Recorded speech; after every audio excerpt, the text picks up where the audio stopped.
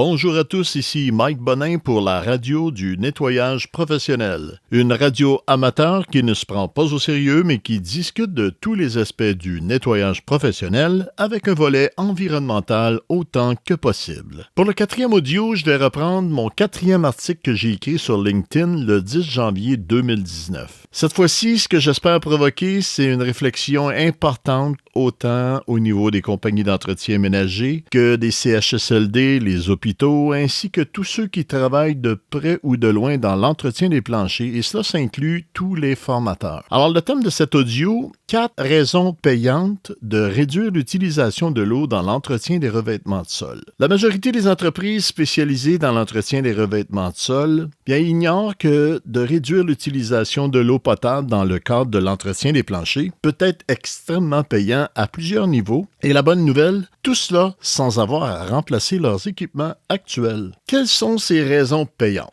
Premièrement, on parle d'amélioration de la qualité des résultats, tels que réduction de l'encrassement des sols, ainsi que espacement des périodes nécessitant des travaux plus lourds. Deuxièmement, vous implantez de cette façon un geste éco-responsable extrêmement significatif en réduisant de 20 à 50% l'usage de l'eau potable, ce qui se traduit par une économie de millions de litres d'eau potable à chaque année selon la quantité des surfaces à nettoyer, bien sûr. Ça, c'est ce que j'appelle un vrai développement durable. Troisièmement, des économies variables de 20% et plus sur les produits chimiques. Pourquoi peut-on dire cela? Dans un protocole adapté, qui dit réduction de l'eau, dit automatiquement réduction du chimique. Et quatrièmement, vous allez vous démarquer complètement de la compétition qui, jusqu'à maintenant, n'ont rien d'autre à offrir à leurs clients que des produits certifiés comme gestes éco-responsables. Alors, comment allons-nous arriver à ce que ça devienne payant? Premièrement,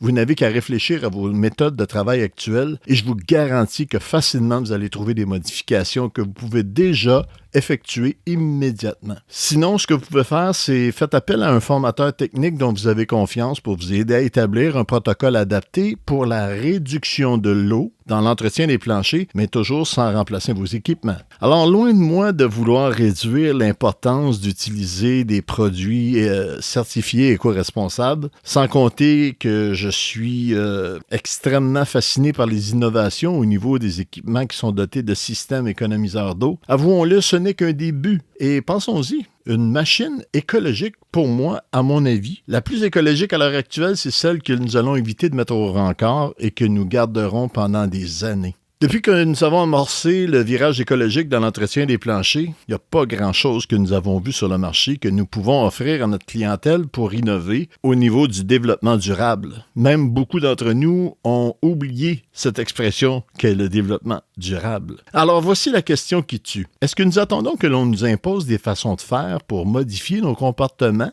de façon significative? Pourquoi ne pas être un pionnier en imposant le rythme avec des pratiques éco-responsables économiques et performantes où le donneur d'ouvrage va y trouver autant son compte que l'exécutant, d'autant plus que ces techniques sont déjà existantes. J'aimerais attirer votre attention sur l'édition de la presse du 1er janvier 2019 où la rédactrice Marie-Claude Lortie écrivait l'article sur le thème suivant. La presse a nommé Peter Simon personnalité de l'année. Et j'ai retenu 2 choses intéressantes concernant la vision innovatrice de cet entrepreneur. Il disait qu'il fallait être proactif et ne pas attendre les crises pour réagir et que les tsunamis s'en viennent et qu'il faut imaginer les changements, voir comment ça va évoluer et agir avant. Quelle belle philosophie inspirante. Pourquoi ne pourrions-nous pas nous l'appliquer à nous-mêmes et dans notre domaine immédiatement? Pourquoi attendre qu'un média se penche sur nos pratiques en alertant la population de nos pratiques qui, avouons-le, commencent à être gênantes, voire même qui laissent à désirer, pour amorcer un virage